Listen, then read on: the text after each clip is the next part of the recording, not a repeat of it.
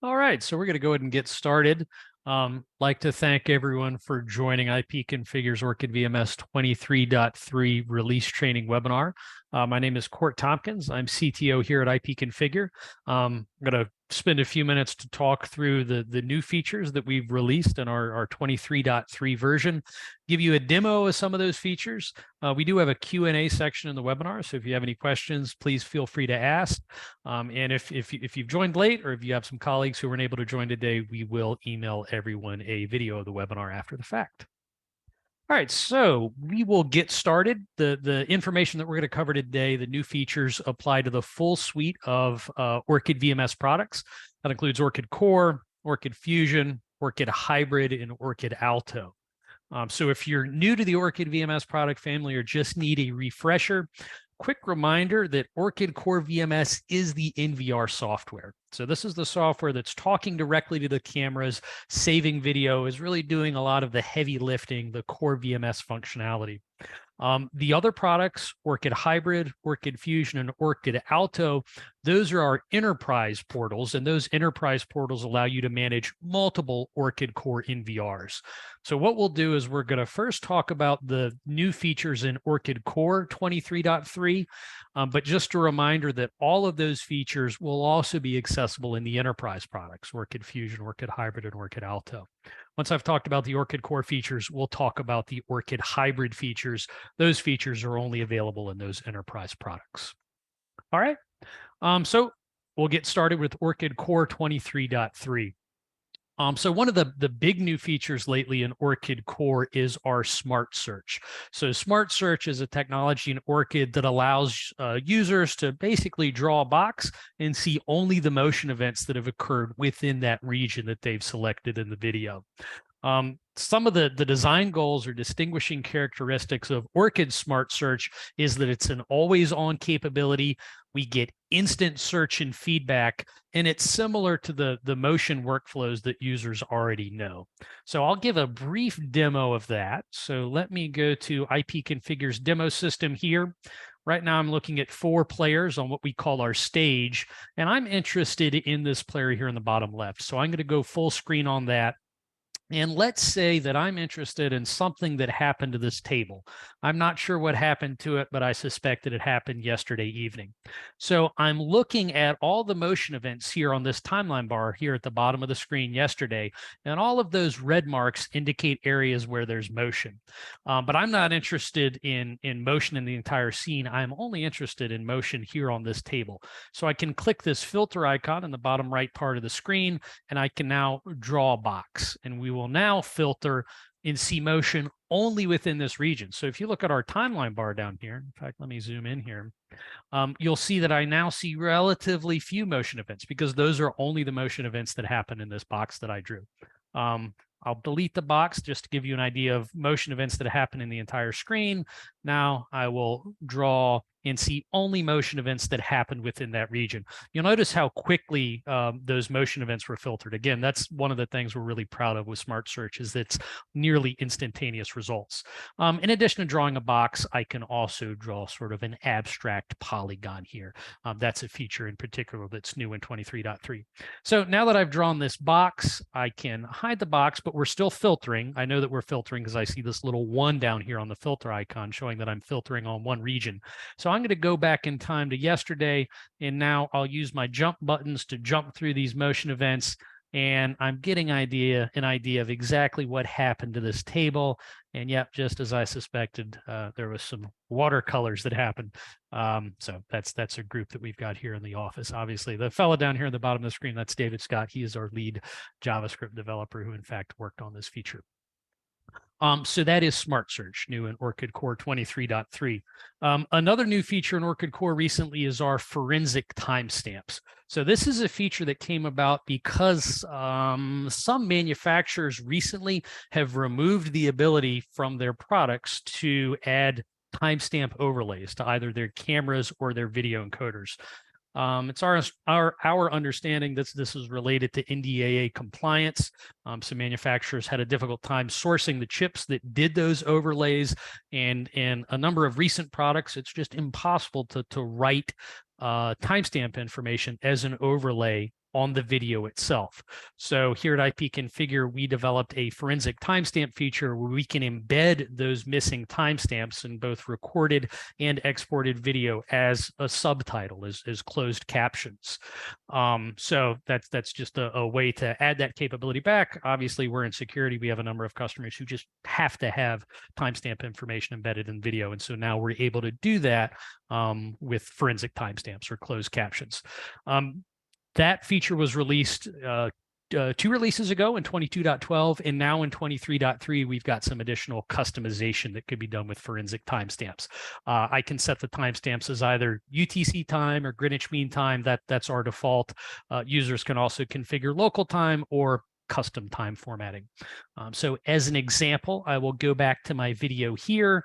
Let's see, let's zoom into live video, and I will export a video clip from this camera in MKV format. I'm going to click my export here, and this video now begins playing back in VLC. VLC is sort of our preferred media player, and you can see that I have timestamp information down here at the bottom of the screen, and that timestamp information is in fact a subtitle track.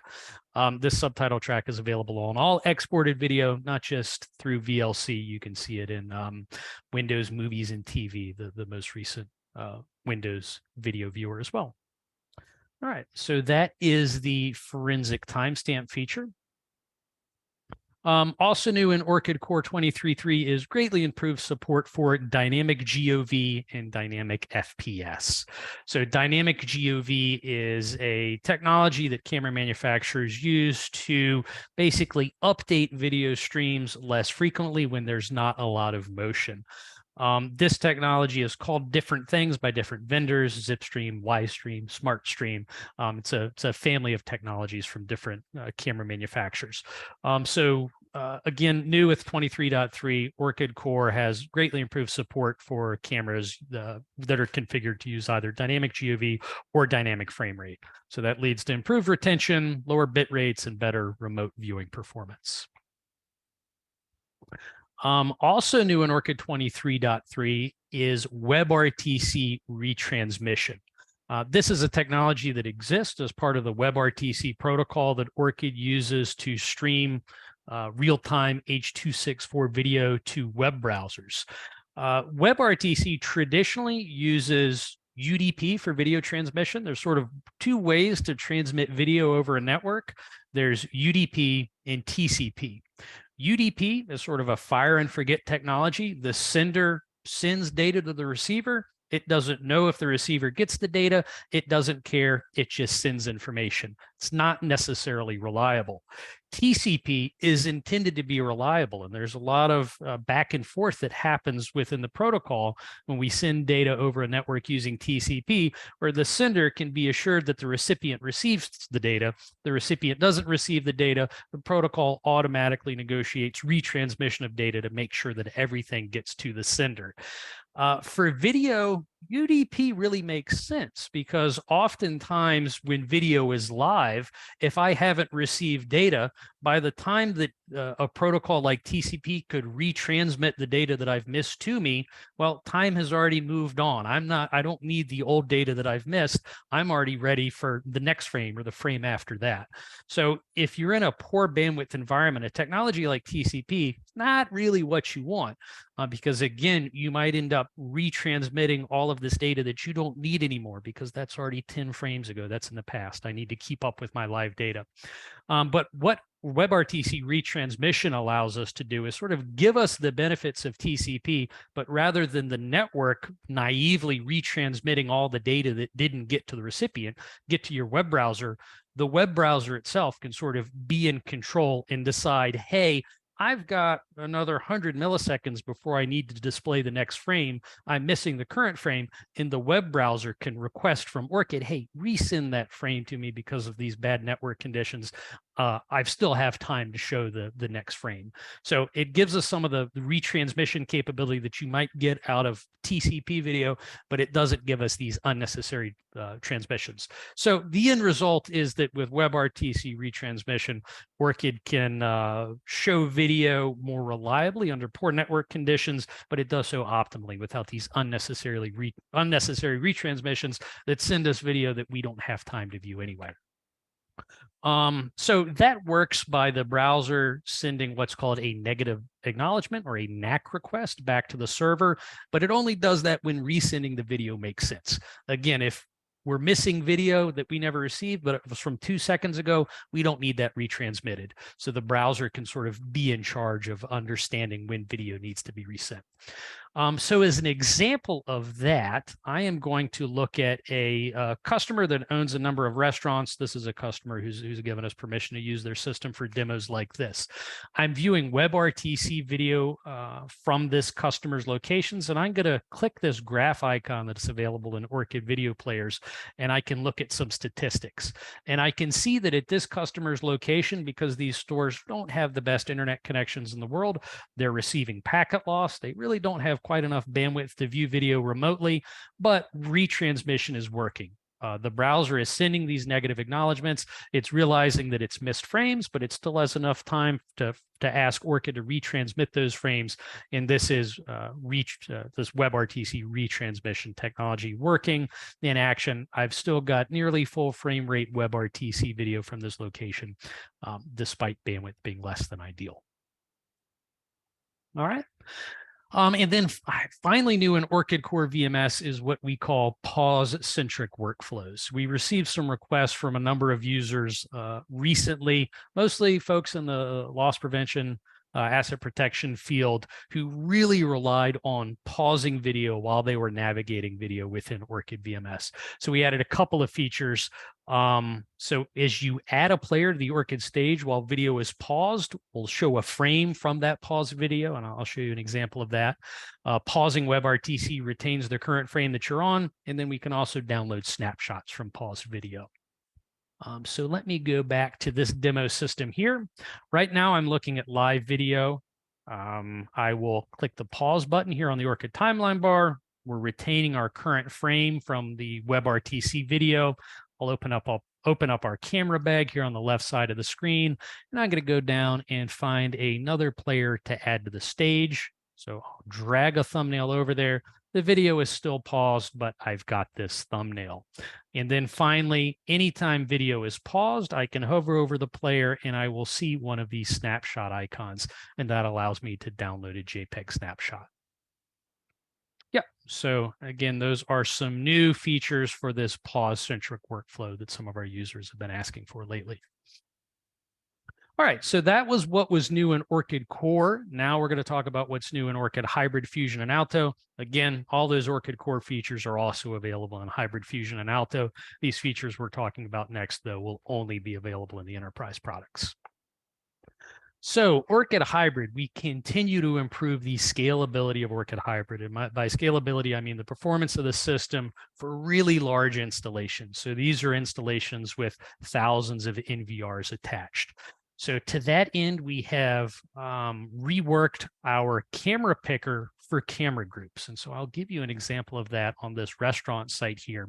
So here I am in the Orchid Hybrid interface. I'm going to open up the administrator menu, go to camera groups, and I will add a new camera group. For those of you who are longtime Fusion or Hybrid users, you may be familiar with how cameras used to be added to camera groups previously.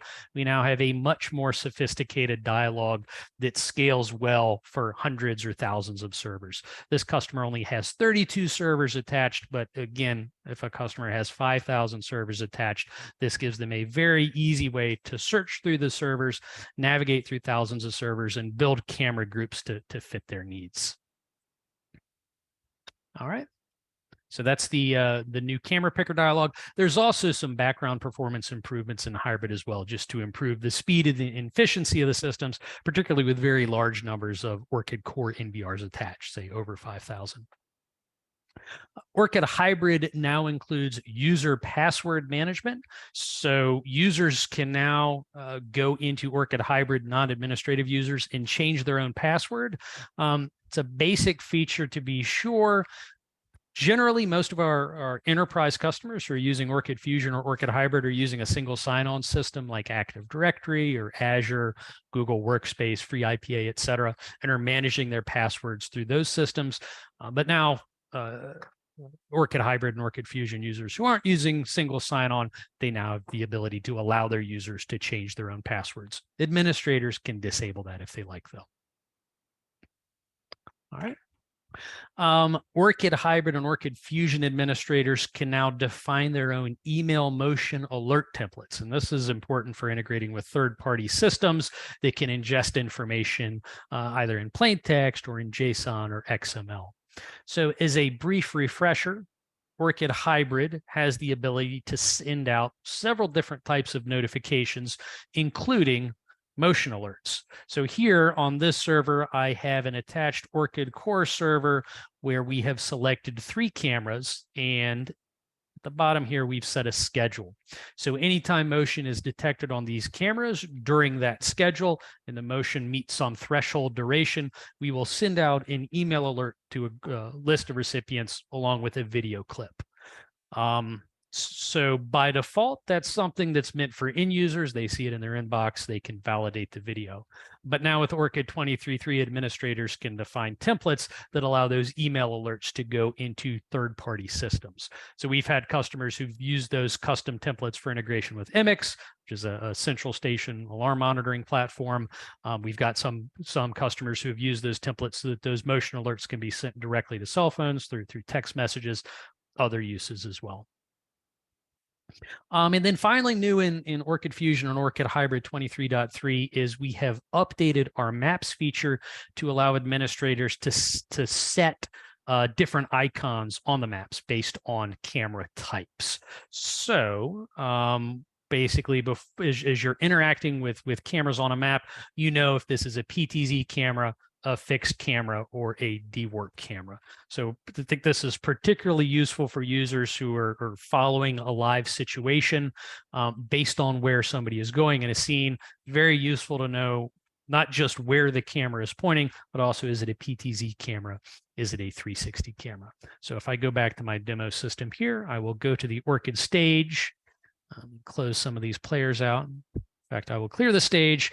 I'll pick a camera group that has a map icon configured. If I'm looking at my groups here in the back, I can see a map icon next to some of these.